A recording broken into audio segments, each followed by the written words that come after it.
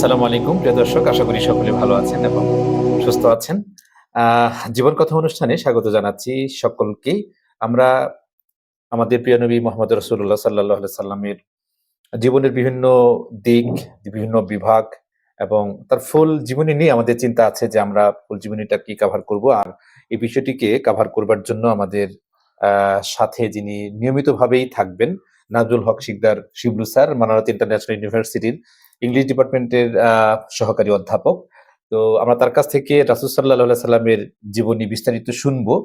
আর পাশাপাশি সাহাবা আজমাইনদের যে জীবনী সেগুলো আমরা জানবো, মহিলা সাহাবীদের জীবনী সেগুলো আমরা জানবো।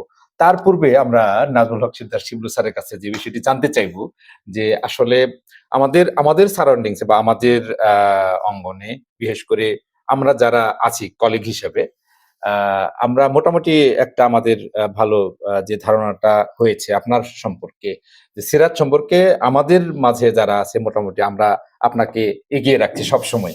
বিশেষ করে আপনি এই বিষয়টি জানেন। আমার কাছে যে প্রশ্নটা সেটা হচ্ছে যে আপনি আ সো ফার মাই নলেজ আপনি তো আসলে এই কি বলে বড় কোনো আলেম বা মাদ্রাসা ফারেক কেউ না না, আরকি। তো সে কারণে আমি আপনার এই সোর্সিংটা জানতে চাচ্ছি যে আপনি আসলে কিভাবে রাসূল সাল্লাল্লাহু আলাইহি ওয়াসাল্লামের জীবনী, তারপর যে আসহাবে রাসূলের জীবনী, তারপর হলো যে মানে এই যে এইটা আসলে জানার আগ্রহটা কোথায় থেকে প্লাস কিভাবে? এই বিষয়টি যদি আগে একটু ক্লিয়ার করতেন। জি রিমন ভাই, শুকরিয়া।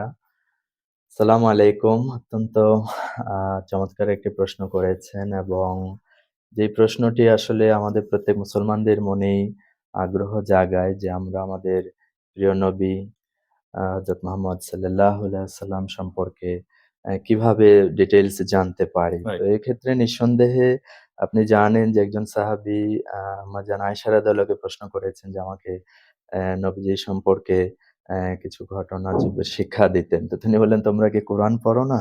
রাইট। কোরআনই তো তার মানে জীবনের একদম মানে কি বলে embodiment. He was the embodiment of Holy Quran. Holy Quran, right. সমস্ত কোরআনটাকে তিনি তার আ জীবনে বা চরিত্রে, আমলে তিনি একদম ফুটিয়ে তুলেছেন। হুম, হুম। সুতরাং কোরআন is the best source of learning সিরা ডেফিনিটলি। এরপরে হাদিস গ্রন্থগুলো যদি আমরা নিয়মিত পাঠ করি সেখানে নবীজির জীবনের অসংখ্য ঘটনা চমৎকারভাবে ফুটে ওঠে। আমি নিজে যখন বুখারি পড়ি বা অনেক সময় আমি YouTube এ একটা সোর্স দেখেছি যে সেখানে অডিও বুখারি, রাইট। এটার মানে বুখারির হাদিসগুলোকে অডিও পাঠ করছেন হুম, ১০ মিনিট করে। এগুলো অনেক সময় আমরা চলার পথে বাসে বা জার্নিতে অনেক সময় শুনতে পারি। সো এটাও একটা ভালো সোর্স। তো আমি what I feel আমি যখন সেটা শুনি মনে হচ্ছে একদম যাকে বলে নবীজির জীবনের একটা চলচ্চিত্র আমার চোখের সামনে I can visualize বা রাইট। দেখতে পারি। তো হাদিস গ্রন্থ এছাড়া বিখ্যাত গ্রন্থ আপনি জানেন নবীজির জীবনের একেবারে আ আদি যে গ্রন্থটি ইবনে ইসহাকের লেখা। এরপরে ইবনে হিশাম সেটা লিখে রিফর্ম করেছেন বা কাস্টমাইজ করেছেন। তো ইবনে হিশামটা এখন ওয়াইডলি এক্সিস্ট করছে বা আমরা পড়তে পারি। হুম, এছাড়া হুম। ইদানিংকালে আপনি যেটা আর-রাহিকুল মাখতুম, আর রাহিকুল মাখতুম, রাইট। হ্যাঁ? এটা অত্যন্ত চমৎকার একটি নবী জীবনী জানার জন্য সোর্স। এছাড়া আপনি আ আ এর যেটা আ শামাইলে তিরমিজি, সুমাইল তিরমিজি। যেখানে নবীজির চেহারা, সূরাতের বর্ণনা, আচরণ, চেহারার সুরতের চমৎকার চমৎকার বর্ণনা বর্ণনা আছে আছে। এটা। রাইট। আর আমি যদি স্পেশালি আমাকে এড করতেই হয়, আমি ইদানিংকালে একজন এক্সপার্ট যিনি ডক্টর ইয়াসির কাদি, ইয়াসির কাদি। YouTube এ তার প্রচুর লেকচার আছে নবীজির জীবনীর উপরেই তার ১০৪ টা লেকচার। ১০৪ টা। সিরা বা ইয়াসির কাদি নামে সার্চ দিলে ১০৪ টা লেকচার এবং এগুলো মোর অর লেস ১.৫ ঘন্টা করে। প্রচুর সোর্স তিনি সেখানে মানে উল্লেখ করেছেন হুম, একেবারে হুম, হুম। প্রামাণ্য বিখ্যাত গ্রন্থগুলো থেকে। আর আরেকটা তথ্য আমি কৃতজ্ঞতার সাথে স্মরণ করি সেটা হলো আমাদেরই একজন কলিগ ভাই, আমার বন্ধু। তিনি হচ্ছেন জিয়াউর রহমান মুন্সী। তিনি রাইট। আমাদের এখানে ল ডিপার্টমেন্টের হেড ছিলেন। উনার সাথে দীর্ঘ এই ১৫ দীর্ঘ বছর আমি সময়, হ্যাঁ। যখনই সুযোগ পেয়েছি আলোচনা করেছি যেসব বিষয়ে আমার কনফিউশন হয়েছে, হুম, উনার থেকে আমি যাচাই করার, স্ক্রুটিনি করার সুযোগ পেয়েছি। আপনি জানেন যে তার বাসায় প্রচুর বইয়ের প্রচুর কালেকশন, হিউজ কালেকশন। ক্লাসিক বই। তো তার কাছে আমি কৃতজ্ঞ আমাকে এনলাইটেন করার জন্য। আ আলহামদুলিল্লাহ এগুলো আমার কাছে যথেষ্ট মনে হয়েছে। এছাড়াও যারা অনেক রিসার্চ মূলক পড়বে তো সেক্ষেত্রে তো আরো অন্যান্য অনেক ডকুমেন্ট ডেফিনিটলি। ডেফিনিটলি গবেষণার জন্য আছে। তো মানে পড়াশোনার এক্সাক্টলি, স্টাইলটা ভিন্ন। এক্সাক্টলি। এখানে আমার কাছে যেটা গুরুত্বপূর্ণ মনে হয়েছে যে, আসলে আপনার ইচ্ছা বা আগ্রহটা হলো এখানে সবচেয়ে মানে আমার কাছে মনে হচ্ছে যে ইম্পোর্টেন্ট। কারণ আপনি কেন আ মানে সিরা পড়তে যাবেন বা কেন পড়বেন? না এর জন্য এটা তো নিঃসন্দেহে মানে আগ্রহ বা ইচ্ছার একটা নিঃসন্দেহে এটা আল্লাহর কাছে ব্যাপার আমি আছে। শুকরিয়া যে আল্লাহ আমার মনে এই আগ্রহ ভালো লাগাটা তৈরি করে দিয়েছে এবং এটা অসাধারণ সত্যি জি, কথা জি, নবীজির জীবনের চেয়ে সুন্দর মধুর কিছু হতে পারে না। হতে পারে। কোরআনের সাথে মিলিয়ে পড়লে এটা একটা নেয়ামত। রাইট। আমাদের সবারই জানার চেষ্টা করা উচিত। আ জি, বিকল্প ডেফিনিটলি। তো নেই। আমরা আসলে আজকে যে প্রসঙ্গে একটু যেতে চাচ্ছি যে, মহিলা সাহাবীদের নিয়ে আমরা আজকে বলছিলাম যে, কার জীবনী নিয়ে কথা বলতে পারি বা আ কোথা থেকে শুরু করবেন যদি আপনাকে আ আমি ছেড়ে দিচ্ছি যে, কোন বিষয়টির দিকে জি আমরা আগাতে ধন্যবাদ। পারি। এখন মহিলা সাহাবী বলি বা নারীদের রোল মডেল নারীদের বলি এখানে তো রাইট। নিঃসন্দেহে আমাদের যারা উম্মুল মুমিনিন আছেন, জি, জি। নবীজির ওয়াইফরা তারা হচ্ছেন আমাদের জন্য সবচেয়ে শিক্ষণীয়। শিক্ষণীয়। হ্যাঁ? রাইট। সুতরাং আ তাদের থেকে আমরা আ শুরু করতে পারি। জি, জি। সেখান থেকে আমরা শুরু করতে পারি এবং কার রাসূল সাল্লাল্লাহু আলাইহি ওয়াসাল্লাম উম্মুল মুমিনিনদের মধ্যে থেকে আমার মনে হয় যে, কার জীবনী নিয়ে আমরা আমরা আ একেবারে কিছু যেগুলো কি আ বলবো যে আমার মনে মোস্ট হয় যদি আরেকটু সহজ করি যে মানে যে বিষয়গুলো তাদের জীবনে আজকে একটু একটা সাম আপ এর মতো বলা যায় যে হুম, যদি এরকম হয় যে খুবই এক্সক্লুসিভ কিছু তথ্য আমাদেরকে দিচ্ছে বা সেখান থেকে আমাদের এক্সক্লুসিভ কিছু শিখার আছে। ডেফিনিটলি তাদের পুরো জীবন জুড়ে আমাদের শিক্ষা। কিন্তু তারপরেও যে শিক্ষাগুলো সাধারণত দেখা যায় যে আমরা আমাদের যাপিত জীবনে যেগুলো আসলে প্র্যাকটিস করি না বা আমার একটু জানলে সেটা হয়তো প্র্যাকটিস করতে পারি বা আমাদের হুম। ইমপ্যাক্ট টা বেশি পড়বে। এই টাইপের কিছু বিষয় যদি আজকেই করতেন আরকি।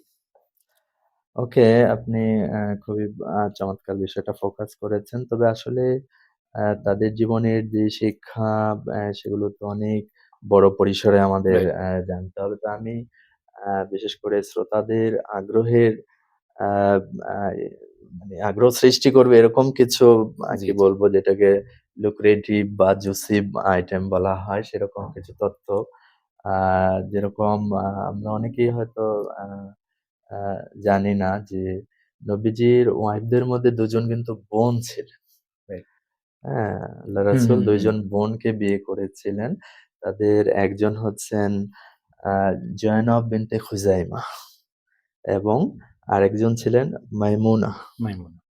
যিনি নবীজির একেবারে লাস্ট ওয়াইফ বলা হয় মাইমুনা রাদিয়াল্লাহু আনহা। তো এই ২ জন সম্পর্কে আমি একটু যদি শেয়ার করি যে জয়নব বিনতে খুজাইমা আ বা ইনি এবং নবীজির জীবদ্দশায় ২ জন ওয়াইফ ইন্তেকাল করেছেন। এর মধ্যে নিঃসন্দেহে আপনি জানেন যে হুম, খাদিজা রাদিয়াল্লাহু আনহা যিনি মক্কা জীবনে ১০ম বছরে ইন্তেকাল করেছেন মক্কি জীবনে।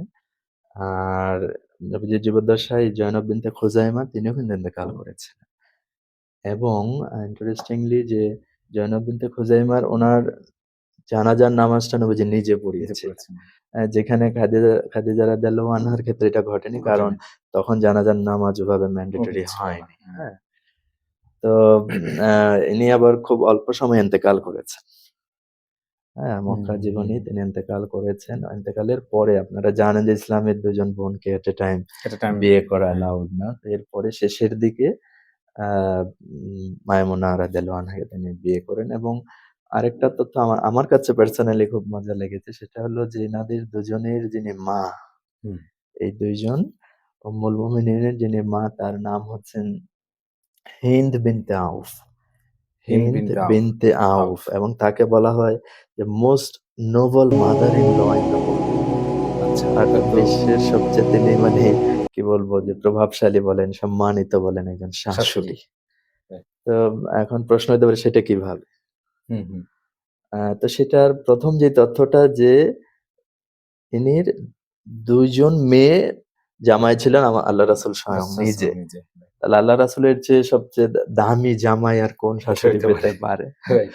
তো এরপরেও তিনি লাকি যে অ্যাকচুয়ালি তিনি নিজে পার্সোনাল লাইফ এ তার ৩ বার বিয়ে হয়েছে এই হিন্দ হুম। বিনতে আউফের। আচ্ছা। এবং ৩ জন হাসব্যান্ড এর মাধ্যমেই উনার ৬ জন কন্যা কন্যা সন্তান তিনি সন্তান। আচ্ছা। পেয়েছেন বা আল্লাহ দিয়েছে। তো এদের মধ্যে বড় হচ্ছেন এই জয়নব বিনতে খুজাইমা। তো তিনি বিয়ে হলো নবীজির সাথে, মায়মুনা রাদিয়াল্লাহু আনহার বিয়ে হলো নবীজির সাথে। এছাড়া উনার আরেকজন মেয়ের নাম হচ্ছে তাকে বলা হয় আ উম্মুল ফদল উম্মুল ফদল। এবং তার আচ্ছা। কিন্তু বিয়ে হয়েছে নবীজির চাচা আব্বাস রাদিয়াল্লাহু আনহু। উম্মুল ফদল যার ছেলে আব্দুল্লাহ ইবনে আব্বাস, যিনি কোরআনের তাফসিরে একেবারে মানে শীর্ষ পর্যায়ের একজন কোরআনের তিনি তাফসির করতেন। নবীজির দোয়া হুম, ছিল হুম, তার হুম, প্রতি। তার মা এই উম্মুল ফদল আর উনার হাসব্যান্ড ছিল আব্বাস রাদিয়াল্লাহু। তাহলে হুম। নবীজি ছাড়াও জামাইয়ের লিস্টে কে আসলো? আব্বাস আব্বাস রাদিয়াল্লাহু। রাদিয়াল্লাহু আনহু। এছাড়াও উনার আরেকজন মেয়ে ছিল লুবাবা এবং উনার বিয়ে হয়েছিল খালিদ বিন ওয়ালিদের পিতার সাথে। হুম, আচ্ছা। খালিদ বিন ওয়ালিদের পিতা আল ওয়ালিদ ইবনে মুগিরা। যিনি মক্কার একেবারে টপ ধনী বা পাওয়ারফুল লোকদের একজন পাওয়ারফুল। ছিলেন ওই হুম, টাইমে। হ্যাঁ? এছাড়াও তার একেবারে শেষের হাসব্যান্ডের করে একটাই মেয়ে হয়েছে, তার নাম হচ্ছে আসমা বিনতে উমাইস। এবং ইন্টারেস্টিং হচ্ছে এই আসমা বিনতে উমাইস ওনার ১ম এ বিয়ে হয়েছিল জাফর রাদিয়াল্লাহুর সাথে। জাফর রাদিয়াল্লাহু কে আবু তালিবের ছেলে। হুম। হ্যাঁ? নবীজির চাচাতো ভাই, চাচাতো আলী ভাই। রাদিয়াল্লাহুর বড় ভাই। তো জাফর রাদিয়াল্লাহু আমরা জানি যে তিনি কিন্তু মুতার যুদ্ধে শহীদ হয়েছিলেন। যেখানে যেই যুদ্ধে আপনি জানেন যে ৩ জন সাহাবীকে নবীজি সেনাপতি নিয়োগ সেনাপতি। করেছিলেন। হ্যাঁ? ১ম এ হুম, যায়েদ, নবীজির পালিত পুত্র যায়েদ রাদিয়াল্লাহু এবং বলেছে যায়েদ যদি শহীদ হয়ে যায় সেনাপতি হবে জাফর। জাফর শহীদ হয়ে গেলে আব্দুল্লাহ বিন রাওয়াহা। এভাবে ৩ জন। নবীজি আর কোন যুদ্ধে কিন্তু এই ৩ জন সেনাপতি এভাবে নিয়োগ ঘোষণা করেন করেননি। নাই। তো হুম, সেই জাফর ছিলেন এই আসমা বিনতে উমাইসের ১ম হাসব্যান্ড। তিনি যখন মুতার যুদ্ধে শহীদ হয়ে গেলেন, তাকে বিয়ে করলেন আবু বকর রাদিয়াল্লাহু। উম্মতের মধ্যে আমরা যাকে বলি শ্রেষ্ঠ উম্মাহ। হুম, হ্যাঁ? নেক্সট টু দ্যা প্রফেটস, নবীদের হুম। পরেই তার মর্যাদা। সে আবু বকর রাদিয়াল্লাহুর সাথে উনার বিয়ে হয়েছে এবং আবু বকর রাদিয়াল্লাহু যখন ইন্তেকাল করেন, তার বিয়ে হয় আলী রাদিয়াল্লাহুর সাথে। আচ্ছা, হ্যাঁ? আলী রাদিয়াল্লাহুর সাথে তিনি এবং এই ৩ জন হাসব্যান্ডের দ্বারাই তার আল্লাহ সন্তান দিয়েছে, ছেলে সন্তান। আচ্ছা, তো এভাবে তো আমরা দেখলাম যে আলী রাদিয়াল্লাহু, আবু বকর রাদিয়াল্লাহু, জাফর সবাই কিন্তু ওই হিন্দ বিনতে আউফের হাসব্যান্ড। ওনার মেয়েদের জামাই মেয়েদের আরকি। জামাই। তো সেই হিসাবে এদের সবাইকে এক পাল্লায় রাখলে তিনি যে শাশুড়ি তার মর্যাদা বা অনেক ওয়েট বেশি। যায় বলে এটা অসাধারণ।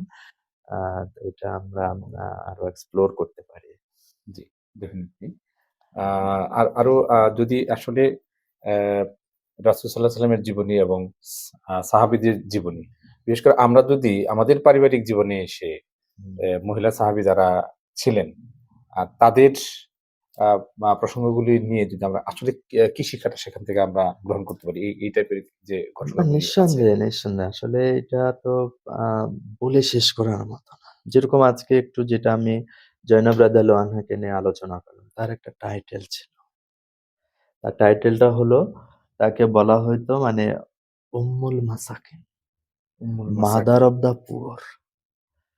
মানে মক্কার ওখানে যত গরিব, গরিব মানুষ। অসহায় হ্যাঁ, তারা হ্যাঁ। এত ইজিলি তার কাছে আসতে পারত এবং তিনি তাদের এন্টারটেইন করা, খাওয়া সব দিকে টেক কেয়ার করা। মানে মায়ের মতো। হুম, একজন মা যেরকম নিজ সন্তানদের জন্ম নেয়, এই জয়নব আ রাদিয়াল্লাহু আনহা তিনি কিন্তু গরিব মানুষদের সেভাবে এবং তাকে এই টাইটেলটা দেওয়া হয়েছে উম্মুল মাসাকিন। হুম। তাহলে এর থেকে আমাদের শিক্ষা কি? যে আমরাও উচিত সেরকম করব আমাদের যে আমাদের চারপাশে আত্মীয়স্বজন, প্রতিবেশী, চেনা অচেনা সবাইকে সাধ্যের সর্বোচ্চটা দিয়ে, সবচেয়ে বড় কথা মায়ের মমতা দিয়ে যত্ন নেওয়া, টেক কেয়ার করা। তাহলে জি, আমরা বড় এ ধরনের একটা শিক্ষা এখান হ্যাঁ, থেকে এবং আসলে তারা তো আসলে আমাদের রোল মডেল। Role model.